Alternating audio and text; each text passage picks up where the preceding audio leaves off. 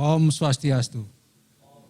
Pemirsa Bali TV, senang sekali rasanya saya Nyoman Winata, jurnalis Bali Pos, kembali menjumpai Anda dalam program talk show Merah Putih. Kali ini kita mengangkat topik tentang membangkitkan kepedulian sosial dalam pandemi COVID-19.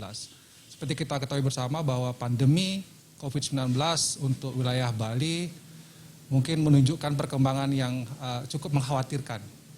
Jadi sudah ada 3 orang yang meninggal, ada 150 orang yang positif. Tentu itu dampak di bidang kesehatan dan keselamatan manusia. Tapi dampak ekonomi ini juga sudah mulai terasa. Dan dalam konteks ini tentu kepedulian sosial kita sebagai masyarakat bersama-sama pemerintah dan instansi terkait harus terus dibangkitkan untuk menyelamatkan mereka yang terkena dampak ekonomi dari COVID-19. Nah, untuk hari ini sudah ada beberapa narasumber.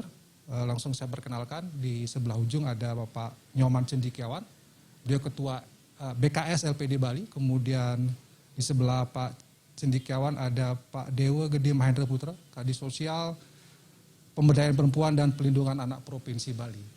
Dan di sebelah beliau ada lagi Pak Wiraguna Bagusoka sebagai pengamat ekonomi. Nah, ketiga narasumber ini akan mengungkap bagaimana membangkitkan kepedulian sosial dalam COVID-19. Jadi tentu akan menarik obrolan kita di talk show Merah Putih ini. Jadi saya akan segera kembali setelah yang satu ini. Ya, terima kasih pemirsa, Anda tetap setia bersama kami di talk show Merah Putih. Saya langsung ke Dinas Sosial Provinsi Bali, Pak Dewa Mahendra. Mungkin dari pemerintah Provinsi Bali, walaupun ini dampaknya sudah hampir sebulan gitu ya, dampak ekonomi, dampak sosialnya, apakah mungkin sudah ada upaya-upaya yang dilakukan oleh Dinas Sosial untuk katakanlah dalam bahasa sederhananya memberi bantuan kepada mereka yang terdampak? Silakan Pak Kadis. Terima kasih Om Swastiastu, para pemirsa Bali TV dimanapun berada. Kalau kami di Dinas Sosial Pemberdayaan Perempuan dan Pelindungan Anak dalam kaitan namanya ini bencana manusiaan ini Pak ya, namanya mengatasi ini sudah melakukan yang namanya bantuan. Yang pertama yang kami sudah lakukan itu dari Kementerian Sosial itu sudah jelas dan sudah menjadi arahan daripada Bapak Presiden untuk membantu dalam sisi jaring pengaman sosialnya. Maka dari itu sebagai kepanjangan tangan kami di daerah dari Kementerian Sosial sudah melaksanakan dari sisi bantuan pusat itu adalah melalui bantuan pangan non tunai, yaitu melalui sembako murah, yang mana juga waktunya itu juga sekarang ini diperpanjang khusus untuk sembako murah 9 bulan. Itu sudah jelas, saya kira sebuah masyarakat juga sudah tahu.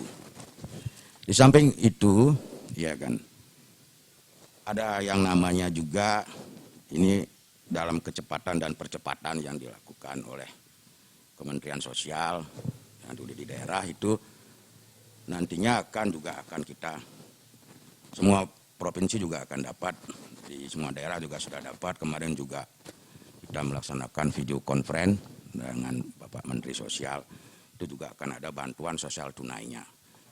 Itu dari pemetaan dari bantuan pusat. Nah, pelaksanaan daripada khusus untuk bantuan sosial pangan yaitu melalui BPNT-nya, itu berupa sembako murah, yang mekanismenya sudah dilakukan dan sudah berjalan.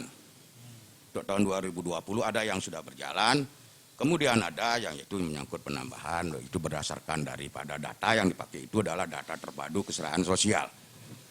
Yang itu data terpadu ini diambil dari kabupaten yang menyampaikan kepada pusat melalui Pusdatin dengan sistem informasi kesejahteraan sosial, next generation-nya. Itu sudah online Pak, itu dulu sudah dimasukkan. Tambahan ini sudah dilakukan dan kemudian sudah dibersihkan ataupun sudah di-cleansing. Maka dari itu kami di sini juga berupaya dari sisi monitor provinsi, monitoring dari pelaksanaan untuk bansos pangan ini. Bansos pangan ini. Selanjutnya dalam kaitan dengan bantuan pusat yang kedua ini, yaitu menyangkut bantuan sosial tunai, memang ini sedang sedang diajukan ini tambahan-tambahan oleh teman-teman di kabupaten kota. Jadi saya sudah sampaikan kepada teman-teman kabupaten kota dan Kementerian Sosial melalui Direktur Jenderal Fakir Miskin juga sudah menyurati kabupaten kota. Ini mereka masih bekerja dalam kaitan melakukan pendataan Pak, ya, Pak Kadis ya. Itulah makanya dalam kaitan ini kita tidak melihat bahwasanya ini waktunya tidak. Ini semua teman-teman bekerja karena urusannya ini mereka itu untuk mengajukan umum tambahan ini yang sudah ditetapkan oleh Kementerian Sosial. Ya, sudah ditetapkan pagu-pagunya itu. Baik. Jadi saya memantau dan memonitor daripada pelaksanaan ini. Memang di satu sisi juga yang sudah kami lakukan, jadi sebelumnya itu juga kami sudah melakukan kepada kelompok rentan kami, ya, yang menjadi juga bagian tugas ataupun penanganan pada dinas sosial, khususnya adalah yang terkait ataupun yang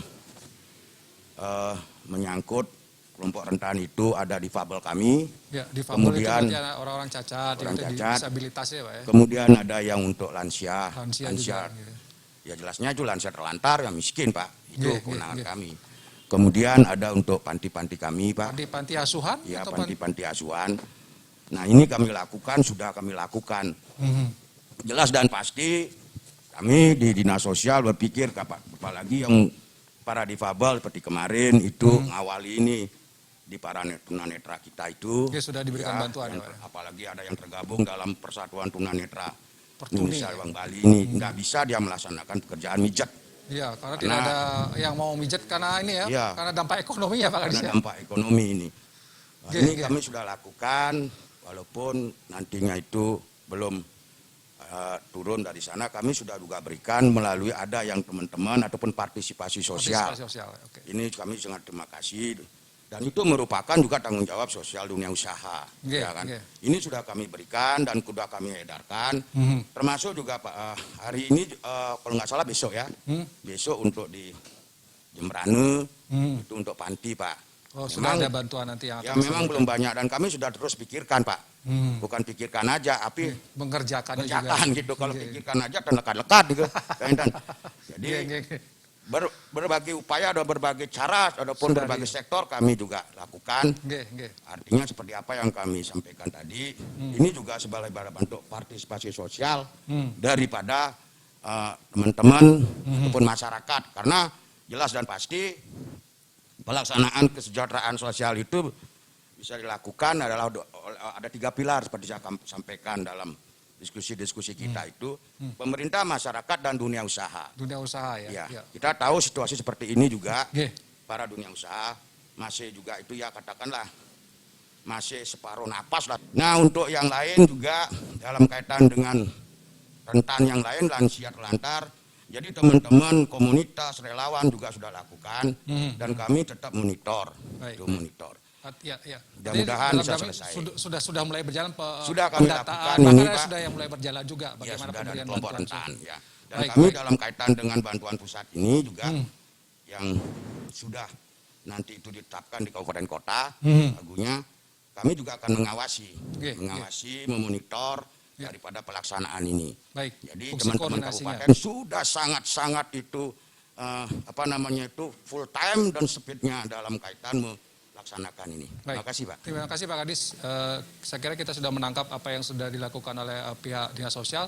Karena ini juga ada tanggung jawab dinas sosial kabupaten kota yang pendataan dan segala macam nanti akan dikoordinasikan oleh dinas sosial provinsi Bali. Ya, berikutnya saya ke Pak Viraguna dulu nih, mungkin dari pengamat ekonomi ya. Mungkin bisa memberikan semacam gambaran kepada kita kondisi perekonomian dari COVID ini, karena dampak sosial ini kan kaitannya juga utama ekonomi dulu yang terpukul, kemudian itu kemudian merembet kepada persoalan-persoalan sosial, diantaranya bagaimana kemudian kesulitan-kesulitan yang dialami oleh masyarakat. Kalau kita bicara tentang dampak ekonomi, dampak sosial, ekonomi dulu ya, apa yang sebenarnya terjadi pada Bali, sudah sejauh mana memprihatinkannya atau seperti apa Pak Wiraguna? Silakan. Baik, terima kasih Pak Nyoman. Para pemirsa yang kami hormati, Om Swastiastu. Om Swastiastu. Kalau berbicara masalah ekonomi dan bisnis, itu tidak bisa terlepas muaranya dari beberapa aspek. Oke. Politik, sosial, pendidikan, Pendidikan. budaya. Ya, ya. Satu saudara kandung. Oke. Di balik daripada ekonomi dan bisnis, itu ada wilayah politik, sosial, pendidikan, dan budaya. Oke. Sehingga kalau kita melihat prinsip dasar daripada ekonomi dan bisnis, itu landasan utamanya adalah transparansi, akuntabilitas, kepercayaan, dan tanggung jawab. Sehingga ekonomi dan bisnis bisa berjalan baik kalau semua sisi lain melakukan prinsip-prinsip yang sama. Ya. Politik yang akuntabel, politik yang terpercaya, politik yang benar. Ya. Pendidikan juga, pendidikan yang berkarakter dan seterusnya. Itu muaranya nanti akan terrepresentasi kepada ekonomi dan bisnis. Ya, ya. Karena semua itu memerlukan biaya, semua memerlukan ongkos. Nah, kalau berbicara masalah ekonomi dan bisnis secara menyeluruh, kita tidak bisa melihat pada saat ini. 2018 dan 2019 sudah diingatkan kita menghadapi keadaan turbulence, unpredictable, dan ambigunya ekonomi dunia, ekonomi global. 2018 kita masih ingat perang tarif antara Amerika dan Cina. Kemudian dilanjutkan dengan perang dagang. Lanjutkan dengan Brexit. Sehingga pertumbuhan tergencet sampai ke bawah. Di 2018 akhir, 2019 awal, sudah kita mengingatkan. Ini pertumbuhan tertekan. Bahkan ada yang ngomong di bawah 5, di bawah 4%. Saat itu kita lalai, tidak melakukan apa-apa. Oke. Disiplin semua tidak berjalan. Ya. Tiba-tiba datanglah musibah di awal tahun 2020 yang namanya Virus COVID ya. COVID. Yang tidak bisa dihindarkan. Sehingga kalau kita mengkaitkan dengan ekonomi bisnis, semua ini kalau ilmu kedokteran mengatakan sudah komplikasi. Komplikasi ya. Terjadi stadium 4 masuk ICU. ICCU. Dunia, bukan Bukan parsial. cuma Bali saja ya. Tidak Bali saja. Kalau krisis moneter tahun 1999 itu hanya 3 negara yang terkena. Kalau ini Kawasan dunia ya. Asia. Kalau ini dunia. Tidak ada ampun. Tapi kalau Bali posisinya apakah paling parah atau paling apa nih kalau Kalau berbicara mengenai Bali, ini sangat sulit untuk kita menggambarkan penekanannya paling dalam. Karena 70% kita tergantung dari pariwisata. Ya. Pariwisata itu datangnya dari mancanegara dan luar Bali. Kalau sudah terkena airlines-nya, apalagi Amerika, Boeing sudah mengatakan prediksinya dia paling tidak untuk bisa recover 2-3 tahun ke depan. 2-3 tahun lagi. Semua pesanan pesawat-pesawat di-cancel. Nah, situasi ini tentunya akan berdampak pada turisme, travel pasti. Ya. Apa yang bisa kita lakukan di Indonesia? Kita ini sebetulnya karena kondisinya adalah komplikasi, Bali yang paling tertekan ini, karena 70% tadi. 70%. Tapi pertanyaan begini Pak Wiraguna, kalau misalnya pariwisata kita 70% kan mensupport ekonomi. Kalau ini sudah terpukul habis, katanya 0% ini kunjungan wisatawan, lalu ekonomi kita ini akan seperti apakah sudah terkapar, sudah nggak bisa ngapa-ngapain, dan bagaimana masyarakat kita terus Pak? Seperti tadi saya kemukakan, setiap ada tekanan yang begitu dahsyat, pasti ada ruang atau Ada peluang. peluang. Oh, oke. Asal kita mau cermat dan komit untuk melakukan Oke. langkah-langkah lebih awal. Saya sudah katakan sebulan yang lalu, bahwa satu-satunya cara sekarang relaksasi kepada usaha-usaha UMKM, dunia usaha kecil-kecil. Itu bagus, dikasih kelonggaran dalam 1 tahun. Iya, keluar ya. Tapi support untuk likuiditas ini menjadi mendesak sekali. Nah itu yang tidak dilakukan oleh pemerintah, karena pemerintah banyak prioritas. Pak Jokowi mengatakan prioritas utama adalah menyelesaikan bagaimana COVID-19 ini hilang. Prioritas ini yang sekarang menjadi prioritas utama. Ya. Prioritas kedua, jaring pengaman sosial, seperti yang tadi kemukakan oleh Pak Dewa. Yang ketiga, baru larinya ke bagaimana memberikan relaksasi. Jadi prioritas utama ini memang sekarang harus kepada bisa berhentinya COVID ini atau penyebaran ini. Ya, ya. Ini jadi kalau istilah Pak Presiden, mantan Wakil Presiden, sebab akibat, sebabnya datang belakangan tapi lebih parah. kondisi ekonomi global sudah terjadi sebelumnya. Ini COVID datang belakangan memperparah yang lagi. memperparah. Ini belum pernah terjadi. Belum pernah terjadi sebelumnya. Mungkin seperti sejarah mengatakan 1928. Ya, ya, Hampir 60 tahun lalu, ya, ya. 70 tahun lalu. Mm. Ya. Itu situasinya. Jadi masih ada peluang asal pemerintah mau membackup dunia keuangan dan perbankan Ya. untuk mensupport relaksasi tadi. Bentuknya apa ini Pak? Kredit likuiditas. Kredit likuiditas. Harus diberikan kredit Jadi likuiditas. pemerintah menyediakan cadangan uang gitu untuk likuiditas perbankan ini. Ya, ada surat berharga dijual 2.000 triliun, Hmm. saya perkirakan 2.000 triliun untuk segera mensupport lembaga keuangan LPD, semua lembaga keuangan untuk merelaksasi dan membantu dunia usaha yang kecil-kecil dan menengah Oke. supaya bisa tetap bertahan. Ya. Jadi kita bersepakat bahwa sebenarnya kondisi ekonomi kita ini sudah sangat parah sekali. Jadi pemerintah harus segera mengambil tindakan gitu ya. Ya. Di samping COVID-nya Ya, diselesaikan. untuk prioritas pertama adalah COVID, Ya. prioritas kedua jaring pengaman sosial, Ya. itu pada saat yang bersamaan Harus baru dunia usaha dibantu. dunia usaha. Tapi jangan menunggu sampai dunia usaha, harus disupport dulu supaya penyelesaian COVID bisa lancar, dunia usaha bisa bergerak, jaringan pengaman sosial juga bisa menyentuh pihak-pihak yang sangat-sangat mendesak untuk dibantu. Ya. Saya kira. Pak Gubernur punya analisa nggak? Kita kuat bertahan berapa lama ini kalau dalam kondisi begini, kalau tanpa ada ekonomi kita terutama? Saya mendengar dan saya cek langsung ke pusat, mereka sudah punya senario. Oh, ya, oke. Senario moderate, senario yang kurang menguntungkan, dan senario terburuk. Terburuknya. Nah, senario terburuk ini kan tidak pernah dibuka. Nggih, nggih. Seperti apa? Ya, ya. Kalau senario terburuk ini mereka nyaman, Hmm. oke, berarti semua akan bisa teratasi. Hmm, hmm. Nah, kalau senario buruk ini kita tidak dibuka, saya tidak bisa nebak-nebak. Oke. Oke. Jadi kalau ada bantuan likuiditas pada saat yang bersamaan sebesar 2.000 atau 2.500 triliun Triliun. kepada lembaga keuangan dan perbankan, Ya, sehingga semua bisa berjalan. menjaga kesenambungan sambil kita harus disiplin. Bagaimana untuk mengurangi COVID ini? Katanya kita kan banyak yang bengkung nih, Ya, ya, banyak yang melanggar. Oke. melanggar. Saya kira itu. Baik. Oke, saya ke Pak Cendekiawan nih. PD ini kan lembaga keuangan yang ada di tingkat desa adat ya. Kita sudah membaca selama ini sudah melakukan fungsi-fungsi sosialnya, memberikan bantuan berupa sembako dan tapi sebenarnya kalau LPD masih kuat tidak berjalan, Pak Cendekiawan selama ini, atau kondisi mereka seperti apa? Baik-baik saja? Dan mampukah akan terus menjaga fungsi sosialnya, memberikan bantuan ketika masyarakat Bali, kerama adat Bali ini membutuhkan nanti, mungkin sembako dan lain sebagainya. Ya. Silakan. Terima kasih Pak Winata, pemirsa Bali TV dimanapun berada. Om Swastiastu.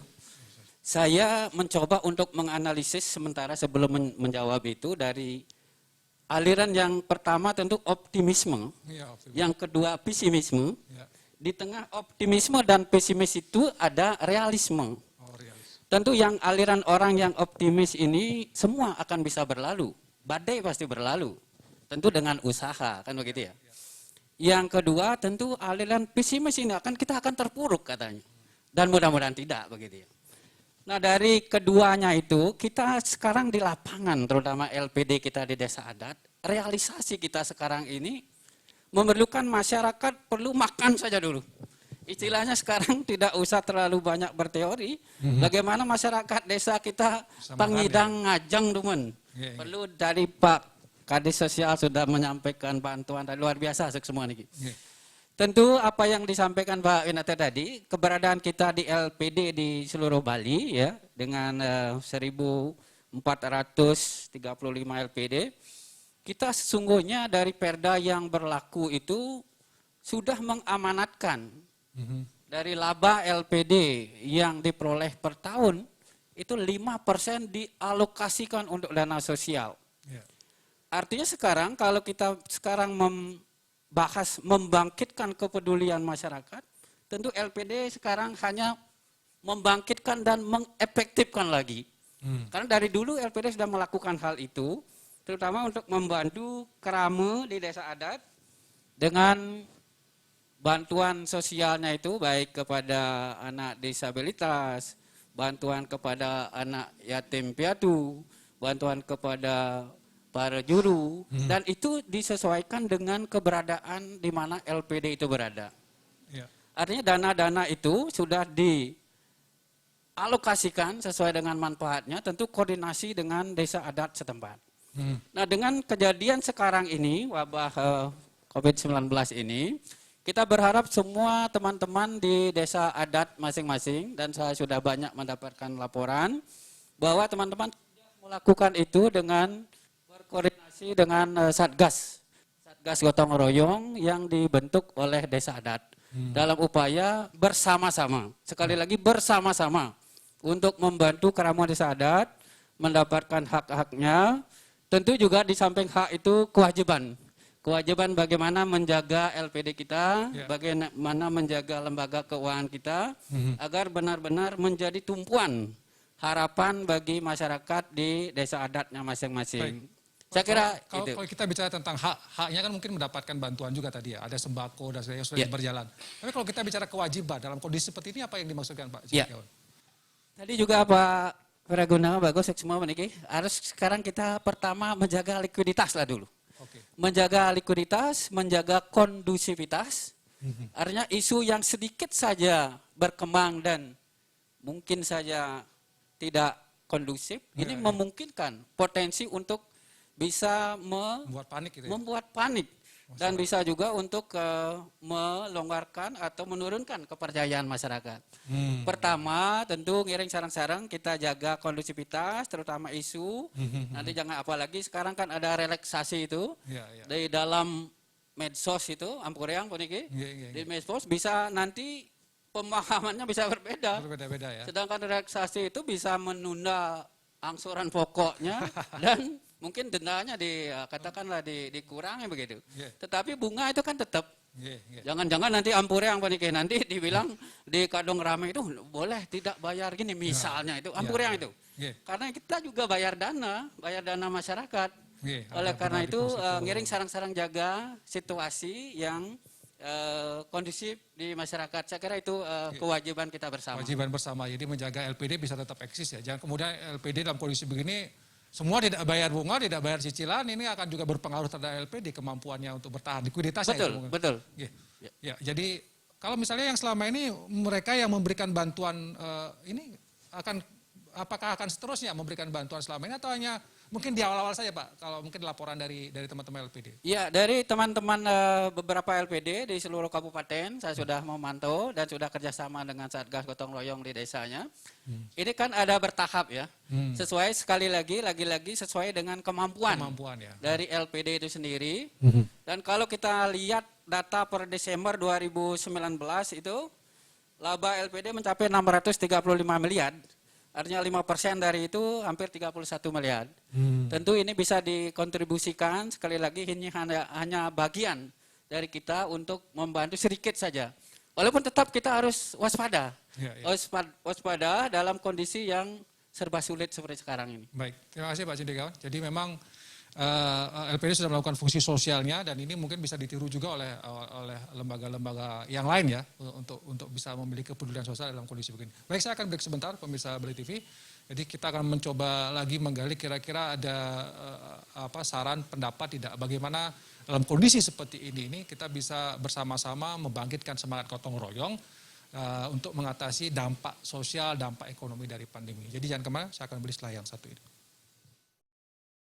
Ya, terima kasih pemirsa, Anda tetap setia bersama kami di program Talkshow Merah Putih. Kita membahas tentang membangkitkan kepedulian sosial dalam pandemi COVID-19. Dan memang kondisinya, ya kita tetap optimis ya, badai semoga segera berlalu dan dampak sosial, dampak ekonomi yang lebih panjang ini bisa kita cegah. Saya kembali ke Pak Wirgono ini sebagai pengamat ekonomi. Tadi saya ingin menekankan kembali tentang persoalan likuiditas perbankan. Kenapa ini penting Pak dalam kondisi seperti sekarang ini? Karena lembaga perbankan ini memegang kunci yang utama dalam sektor ekonomi atau seperti apa? Silakan. Dalam situasi yang penuh ketidakpastian, orang pasti memerlukan alat tukar yang paling gampang, paling mudah, dan paling cepat untuk melakukan suatu transaksi. Sehingga needs-nya, kebutuhannya bisa terpenuhi. Sarana yang paling utama adalah sekarang adalah uang Uang ya. sebagai alat tukar utama. Bahkan kalau kita punya properti tidak ada nilainya sekarang. Kalau desperate seperti ini. Jadi uang atau likuiditas menjadi prioritas utama karena berlaku di mana-mana, siapapun. Oleh sebab itu kita ini dalam situasi seperti ini memang diperlukan gotong royong yang utama. Gotong royong. Seperti harapannya, tidak mungkin kita tidak melakukan gotong royong, kerjasama yang solid, sehingga kebutuhan untuk alat tukar dan likuiditas ini menjadi bisa agak diminimalisir. Ya, ya. Tapi tetap itu menjadi yang utama. Nah, siapa yang memegang likuiditas adalah lembaga-lembaga keuangan, dunia usaha, dan bank. Sebagai kita ketahui, lembaga keuangan dan bank adalah lembaga intermediary yang mengumpulkan dana masyarakat dan menyalurkan. Oleh sebab itu, kalau ini tidak bisa kita jaga kecukupannya, apalagi sudah digaungkan oleh pemerintah bahwa ada relaksasi dan pemberian penunggakan atau penundaan pembayaran selama 1 tahun. Tentunya dari mana? Penundaan pembayaran ini kan semua dari sisi liabilities daripada bank. Bank kan memerlukan aset untuk menjaga napasnya untuk memperpanjang penundaan tadi. Ya, ya, ya. Dia perlu likuiditas. Nah, bank-bank atau lembaga keuangan yang memiliki aset lebih banyak daripada likuiditas itu yang berbahaya. Kalau rumus di lembaga keuangan itu ada namanya CAMEL, Capital Adequacy Management. Terakhir L-nya itu likuiditas, paling belakang itu keadaan normal. Kalau keadaan tidak normal, L yang di belakang itu menjadi yang utama. Ya. Kalau itu tidak dijaga kecukupannya, Bahaya ya. bisa dibayangkan. Ini maaf yang di lokal di Bali, antar BPR saja yang jumlahnya 130, dia harus menjaga likuiditasnya dari mana? Antara lain yang utama mereka penempatan antar bank BPR. Setiap BPR ada kelebihan likuiditas yang menempatkan pada BPR yang lain. Ya, ya. Bahkan koperasi dan LPD juga menempatkan di BPR. Nah, kalau BPR ini sumber dananya antar bank ataupun penempatan tadi pasti akan cukup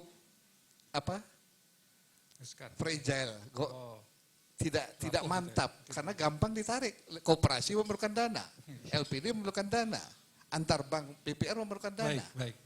Nah, situasi ini yang menyebabkan Agak tidak solid, harus di backup dengan dana likuiditas tadi. likuiditas untuk bisa menjamin dana yang ditempatkan oleh BPR, LPD maupun koperasi bisa tahan, Dijamin ya. dijamin. Oke. Pak Wirgono, apa yang harus dilakukan oleh masyarakat mungkin dalam kondisi begitu? Tadi gotong royong gitu ya, Ya. yang ditekankan. Tapi gotong royong ini wujudnya seperti apa? Gotong Terkait dengan royong- lembaga perbankan ini, apa yang harus mereka lakukan dalam kondisi begitu? Royong ini tergantung pada kepemimpinan. Ya. Dari gubernur, bupati, wali kota, camat, desa adat, dan seterusnya. Itu satu komando. Harus ada satu komando. Kalau semua jalan sendiri-sendiri ini yang repot. Kalau egois masing-masing ini yang Nah, ayo kita sama-sama ngiring sarang-sarang menyelesaikan masalah ini. Apa yang sangat diperlukan? Di situ ada BPD Bali juga sumber dana. Ya. Asetnya paling tidak 25 triliun. Itu salah satu Ya. modal juga untuk bisa kita gotong royong ini antara berbagai.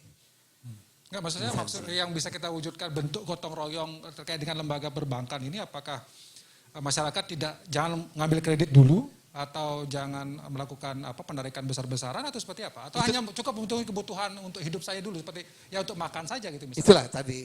Kalau sudah ada leadership yang cukup kuat memberi contoh bagaimana gotong royong tadi, termasuk di dalamnya memberi keyakinan kepada semua pihak bahwa ini akan bisa kita kendalikan dengan konsep-konsep yang sedang dijalankan oleh pemerintah. Pemerintah, oke. Konsep nyata tentunya. Ya. Kalau ada pembagiannya bagaimana, pembagian sembakonya harus merata. Jangan termasuk pengelolaan penyelesaian COVID-19 ini. Baik. Saya kira Oke, semangat gotong royong harus dari pusat. Oke, saya ke Pak Kadis Sosial dulu mungkin berkaitan dengan bagaimana kita atau harapan tidak ada harapan tidak maksud saya dari Pak Kadis sosial kepada masyarakat dalam kondisi seperti ini, ada semangat gotong royong gitu yang harus dilakukan. Nah, mungkin dari Kadis sosial punya semacam gotong royong untuk apa yang mungkin bisa dilakukan. Baik, terima kasih. Emang kalau kita mendengar tadi Pak Wiraguna anukan gotong royong, sebenarnya itu sudah menjadi harapan kita bersama, ya, harapan kita bersama, dan baik pemerintah daerah juga berharapan sama, dan itu secara esensi sudah ada dan harus dan mesti, tidak hanya pada saat seperti sekarang. Seperti apa yang disampaikan tadi, dari 3 hal, dari kesehatan, kemudian jaring pengaman sosial dan dunia usaha dan ekonomi.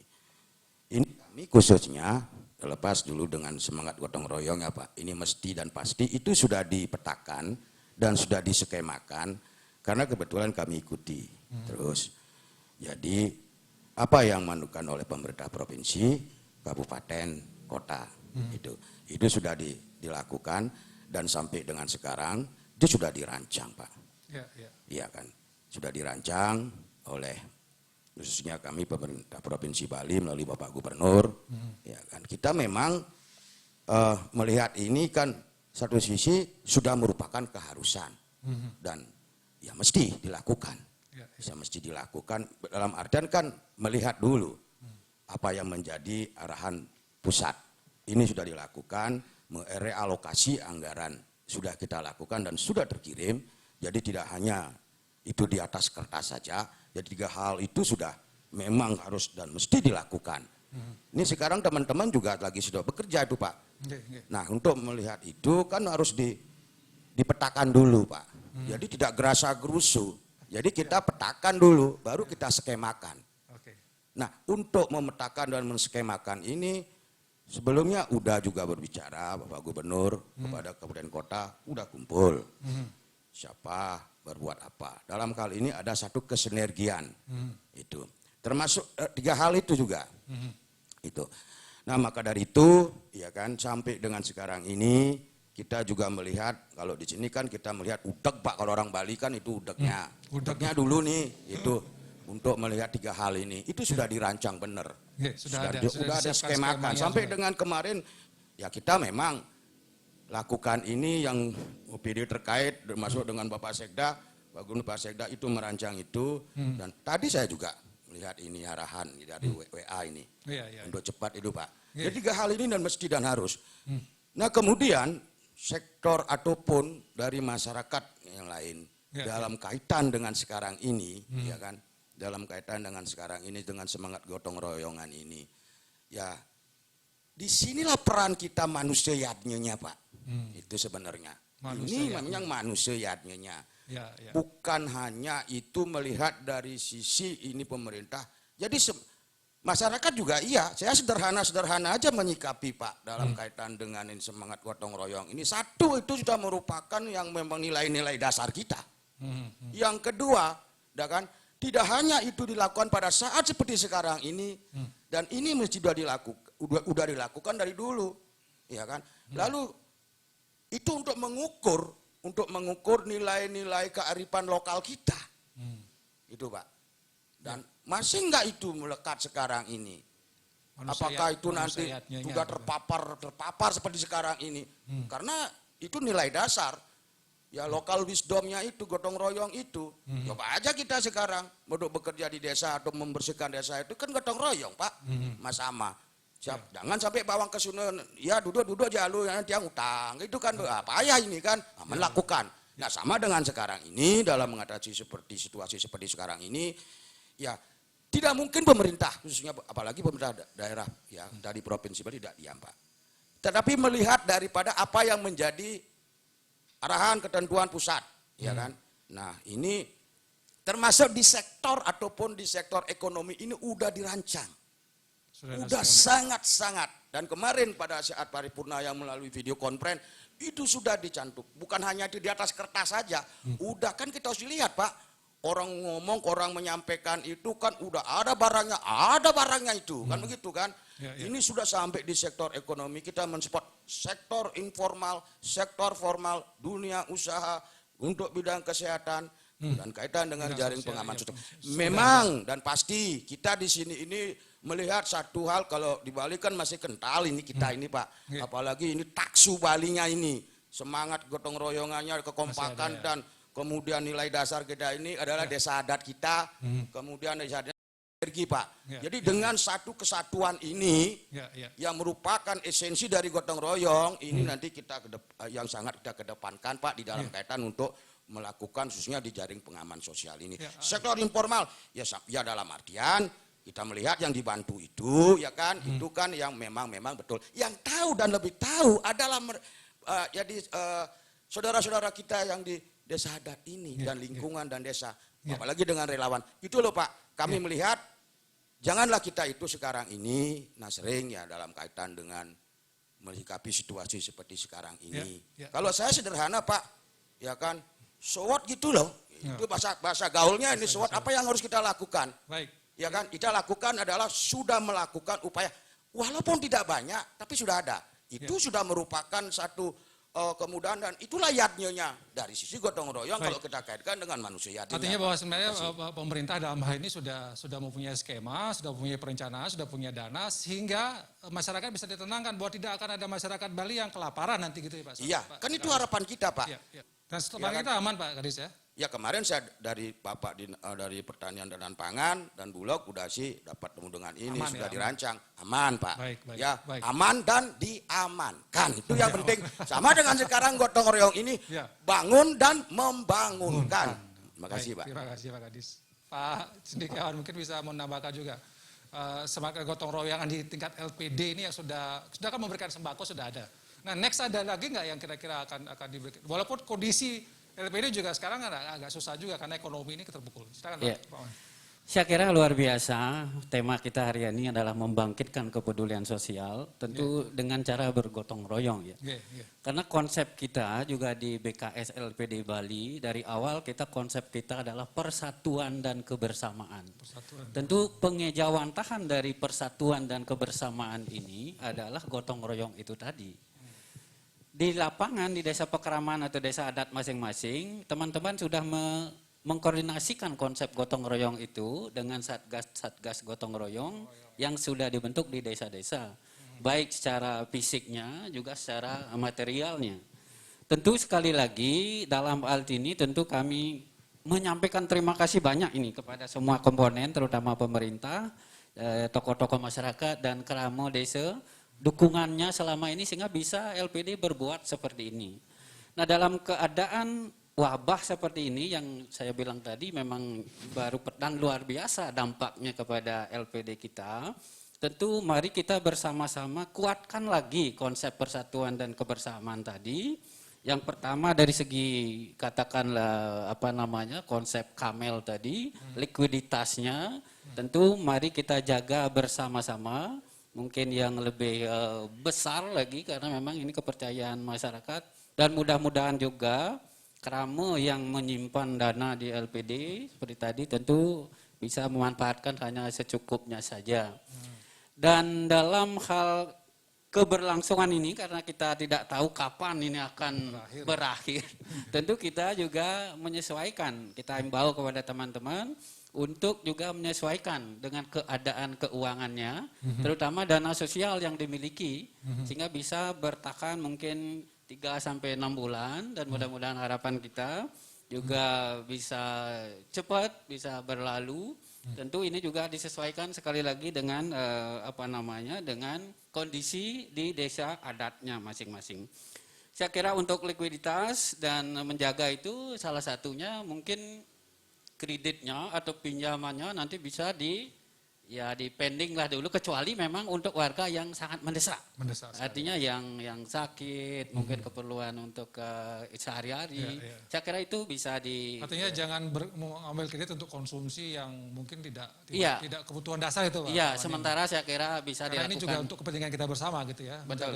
Menjaga marwah LPD ini. Iya. Tapi pertanyaan berikutnya Pak Aman, kalau misalnya ada tidak mungkin dari pemerintah, tadi kan ada yang 300 juta, 150 juta katanya boleh dipakai untuk COVID.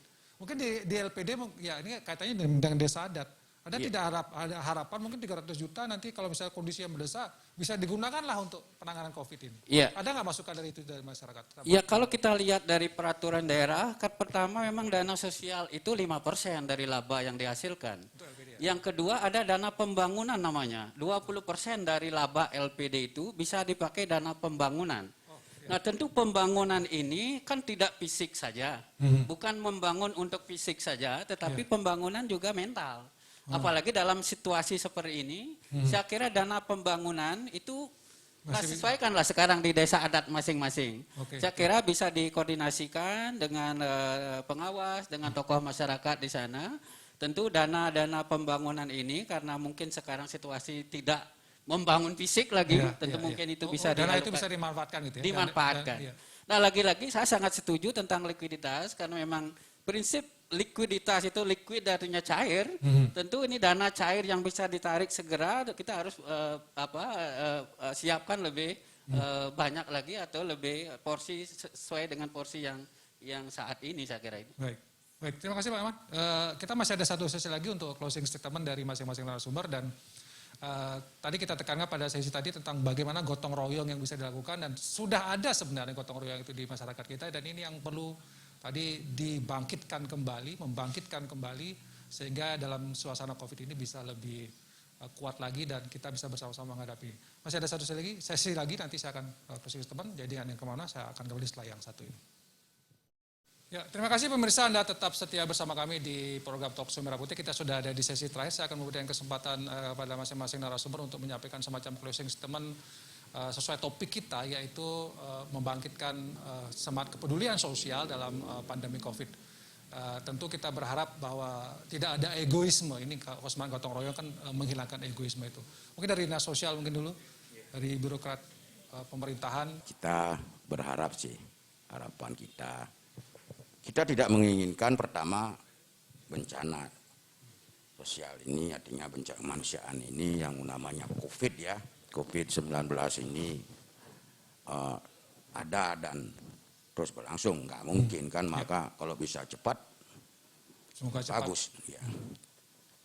Itu harapan saya. Maka yang kedua, jadi apa yang menjadi semangat gotong royong kita ini, marilah kita ini tingkatkan ataupun bersama-sama lah. Dan saya juga udah melihat sih, itu sudah ada yang jalan. Jadi secara yang menginisiasi juga sudah ada.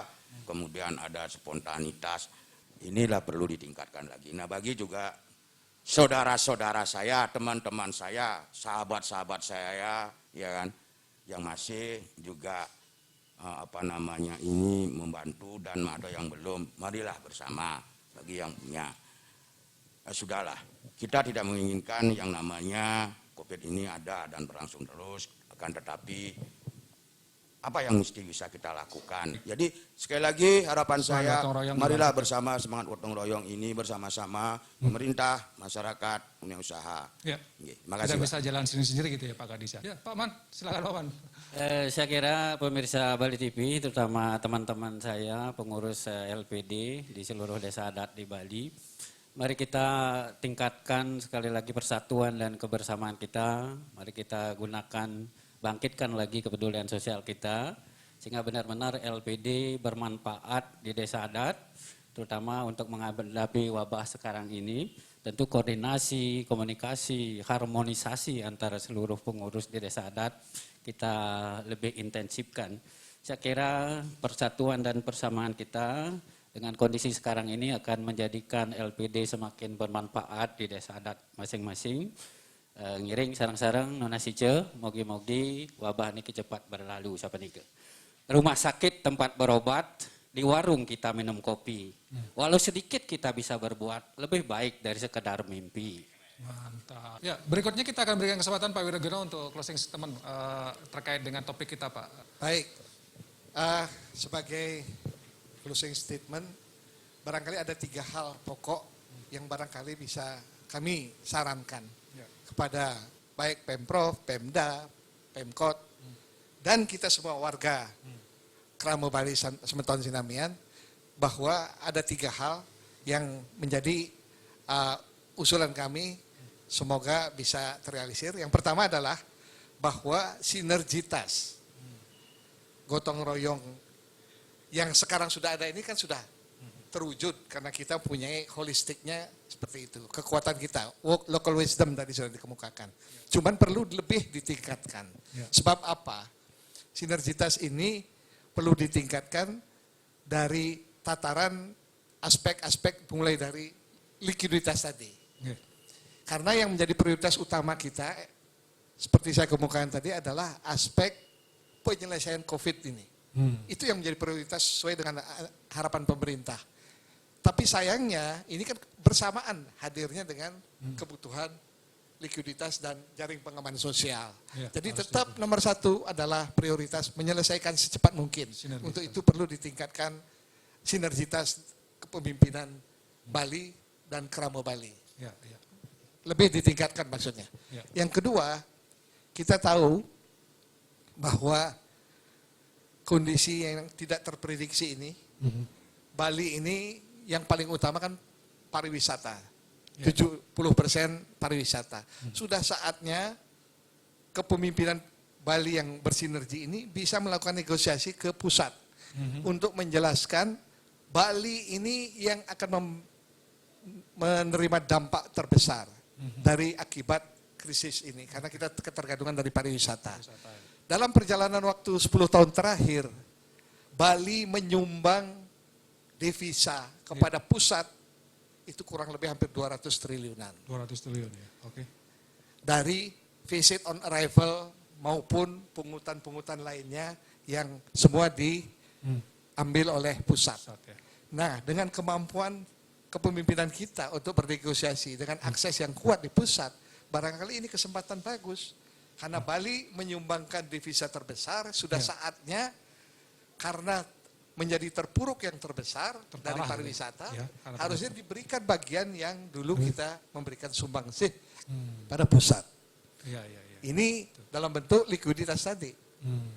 Saya yakin masih ada ratusan triliun yang ada kelebihannya karena kita dari setoran yang ke pusat itu disalurkan kembali ke daerah dalam bentuk DAU.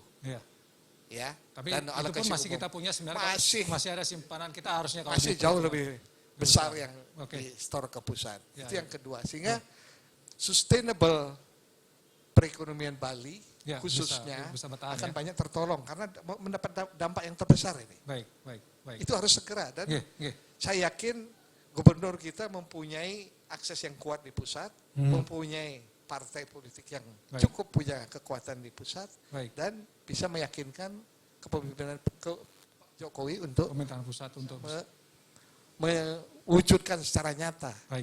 Tidak dalam tataran wacana. Yang ketiga apa? Yang ketiga, marilah kita sudah mulai menyiapkan diri untuk melakukan konversi mindset. Harus berubah mindset kita. Karena selama ini orientasinya ke pariwisata, mau tidak mau mindset kita berubah dalam rangka mempertahankan kebutuhan primer. Kebutuhan primer menjadi utama nih. Ya, sekarang ini ya. Kebutuhan sekunder mungkin tahun kedua. Kebutuhan tersier yang berupa pariwisata itu akan masih panjang. Sehingga kita harus merubah mindset kita. Mindset kita dari apa? Dari pariwisata itu kemudian ke pertanian mungkin dari yang primer, yang paling menjadi keahlian dan ini adalah seni budaya dan pertanian. Mau tidak mau untuk memenuhi kebutuhan primer. Karena 70% pasokan kebutuhan pokok kita dari luar Bali. Ini harus kita mandiri berarti ya, Pak Wiradgunai. Cuman mindsetnya terhadap gengsi, terhadap konotasi bahwa pertanian itu pekerjaan yang kasar dan seterusnya itu harus memang dihilangkan. Saya kira demikian. Terima kasih Pak Wiradgunai, terima kasih Pak Kadis, terima kasih Pak Cendekiawan. Saya kira sudah ada banyak masukan yang bisa kita tangkap.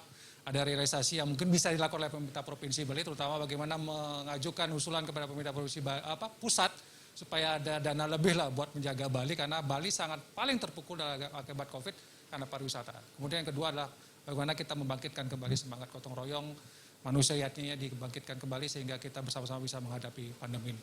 Selalu pesan saya adalah doa kita bersama semoga badai ini segera berlalu.